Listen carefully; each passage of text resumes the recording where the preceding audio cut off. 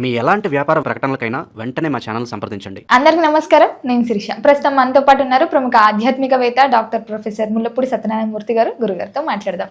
నమస్కారం గురుగారు. నమస్కారం మా శిరీష. గురుగారు, ఈ ఫిబ్రవరి మాసంలో విశేషంగా తులారాశి వారికి ఎలా ఉండబోతుంది అంటారు? ఎలాంటి జాగ్రత్తలు తీసుకోవచ్చు అంటారు? ఆర్థిక పరంగా, ఆరోగ్య పరంగా ఎలా ఉందంటారు? ముఖ్యంగా చూసుకుంటే ఈ మాసంలో పంచగ్రహ కూటము ఏర్పడుతుందంట. దీని ప్రభావం తులారాశి వారికి ఎలా ఉంటుంది? అలాగే ఈ మాసంలో విశేషంగా శివరాత్రి వస్తుంది కదా, మరి మాసం అంతా ఈ తులారాశి వారికి ఎలా ఉంటుంది అంటారు? తులారాశి వారికి అందరికీ కూడా విచిత్రం ఏంటంటే, గ్రహాలన్నీ బాగున్నప్పటికీ కూడా కుటుంబంలో నేను బాగా అబ్జర్వ్ చేశాను. హస్బెండ్కి అనారోగ్యం, చాలామందికి ఉద్యోగం ఏమో 2 నెలల క్రితం నుంచి 3 నెలల క్రితం నుంచి పోవడం, ప్రైవేట్ ఉద్యోగస్తులకి, సాఫ్ట్వేర్ రంగంలో ఉన్న వాళ్ళకి అది అబ్జర్వ్ చేసాం. ప్రైవేట్ ఉద్యోగాలకి, గవర్నమెంట్ ఉద్యోగాలకి ఏం తీయలేరు కాబట్టి గవర్నమెంట్ ఉద్యోగాలకేమో భర్తలకి మరణం, కొంతమందికి సుమా, అందరికి కాదు, మళ్ళీ తిట్టుకుంటారు. అంటే అనారోగ్యం పరిస్థితి అనేటటువంటిది చూశాను, అబ్జర్వ్ చేసాం మనం. సో ఈ తులారాశి వారికి ఏంటంటే ఈ ఫిబ్రవరి నెలలో మిశ్రమదాయకమైనటువంటి ఫలితాలు. ఆదాయాల దగ్గరికి వచ్చేసరికి యావరేజ్గా ఉంటాయి, పెద్ద ఎదుగుదల అనేది లేదు. అయితే ఈ యొక్క రాశి వారికి మనము పంచగ్రహ కూటమి వచ్చింది నువ్వు అన్నట్టు. దానివల్ల పంచగ్రహ కూటమి పంచమంలో పడ్డాయి, అది ఇక్కడ విచిత్రం అన్నమాట. కాబట్టి రవి, కుజ, రాహు, శుక్ర, బుధ గ్రహాలన్నీ కూడా కుంభరాశిలో ఉండడము, షష్టమంలో శని మీనరాశిలో ఉండడము, ఈ రకంగా కనుక మనం చూసుకున్నట్లయితే ఆరోగ్య భంగాలు అనేటటువంటివి కనబడుతున్నాయి.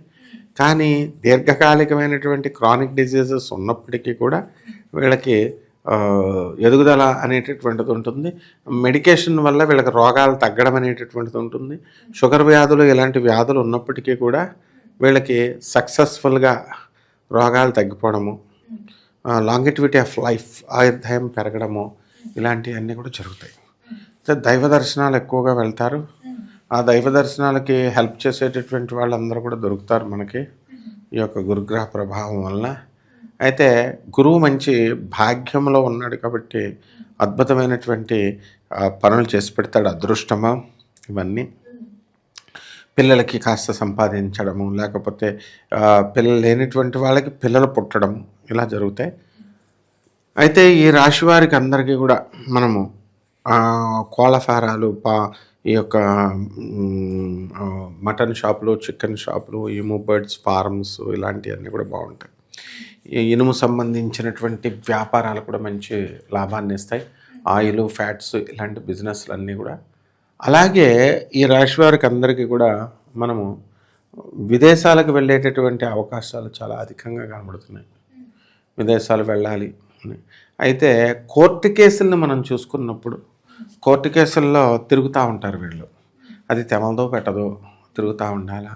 సో వీళ్ళ పూర్వీకులు చేసినటువంటి తప్పుదాల వల్ల వీళ్ళ తండ్రులు, ఎవరో కాదు, వీళ్ళ తండ్రులు, వీళ్ళ తాతలు వచ్చినటువంటి పొలాన్ని వాళ్ళు ఇష్టం వచ్చినట్టుగా సెకండ్ మ్యారేజీలు చేసుకోవడాలు, సెకండ్ సెటప్లు పెట్టుకోవడాలు, ఇలాంటి ఏయో గతంలో చేసుకోవడం, తర్వాత పిల్లలు పుట్టడం, మరి వాళ్ళ ఆస్తికి వస్తారు కదా, ఇలా రావడం, తద్వారా ఇవన్నీ కూడా ఆస్తులన్నీ కూడా మనకి కోర్టుల వరకు వెళ్ళడం అనేటటువంటిది జరుగుతుంది.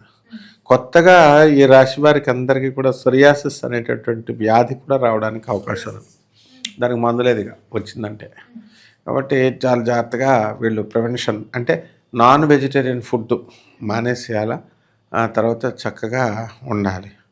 అలాగే వీళ్ళు భక్తి దగ్గరికి వచ్చేసరికి ఎట్టి పరిస్థితుల్లో కూడా శ్రద్ధ అనేది చాలా అవసరం.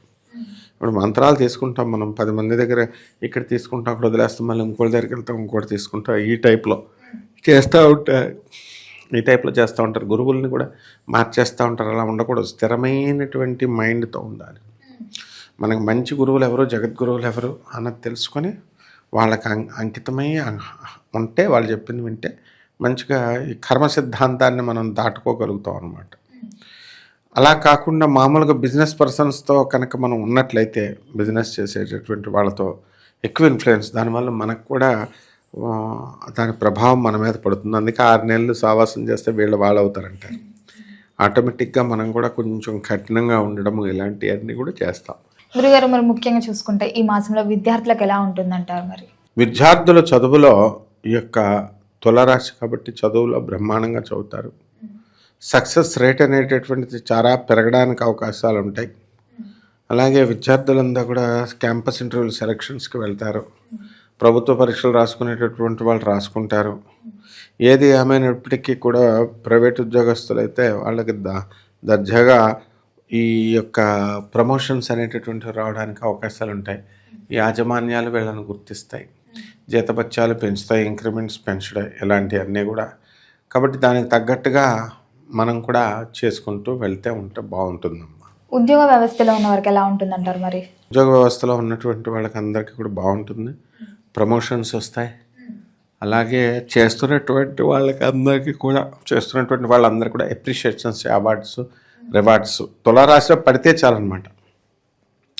అయితే ఈ రాశి వారికి భార్యాభర్తల మధ్య కాస్త ఇబ్బందులు అనేటటువంటివి వస్తున్నాయి.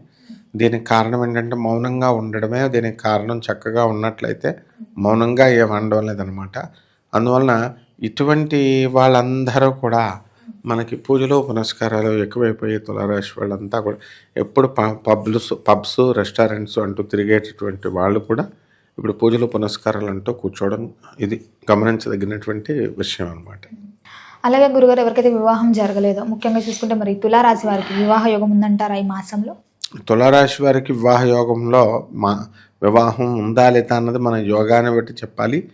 అయితే ఈ యొక్క రాశి వారికి అందరికీ కూడా మనము చక్కగా యక్షిణీ సాధారణ బలంతో మనం చెప్తున్నాం అనమాట. వీళ్ళందరికీ కూడా వెంటనే ప్రమోషన్ ఉండడం జరుగుతుంది. కాబట్టి ప్రమోషన్ ప్యానల్లో వీళ్ళ పేర్లు అయ్యే ఉండడం అనేటటువంటివి జరుగుతాయి. గురుగారు ముఖ్యంగా ఎవరికైతే సంతానం లేదో సంతాన యోగం ఉందంటారా మరి ఈ మాసంలో? సంతానం లేనటువంటి వాళ్ళకి సంతానం కలగదమ్మా. ఇంకా చాలా మట్టుకు టైం ఉంది. దాని ద్వారా వీళ్ళందరికీ కూడా సంతానం అనేటటువంటిది గ్రాడ్యువల్గా వస్తుంది. తర్వాత కొత్తగా పెళ్ళైనటువంటి వాళ్ళు కొత్త పెళ్లి కొడుకులు కాబట్టి వీళ్ళంతా సంక్రాంతికి వెళ్ళడం రావడం ఈ విధంగా ఉంటుంది. ఇంకా జాగ్రత్తగా కొంచెం కాలం కరెక్ట్గా పనిచేసుకుంటే సరిపోతుంది. గురుగారు మరి ముఖ్యంగా తులారాశిలో ఉన్న కళాకారులకి, సినీ రంగంలో ఉన్న వారికి, రాజకీయ రంగంలో ఉన్న వారికి ఎలా ఉంటుందంటారు ఈ మాసం అంతా? ఈ సినీ సంగీత సాహిత్య రంగాలలో ఉన్నటువంటి వాళ్ళందరికీ కూడా సన్మానాలు, గౌరవాలు, పల్లకీల మీద తీసుకెళ్ళడాలు ఇవన్నీ కూడా బాగున్నాయి. కార్లలో తీసుకెళ్ళడం అంటేనే పల్లకీలో తీసుకెళ్ళడం ఆ విధంగా బాగానే ఉందన్నమాట. కాకపోతే ఈ రాశి వారికి రాజకీయ నాయకులు కొన్ని పోస్టులు ఆశిస్తారు.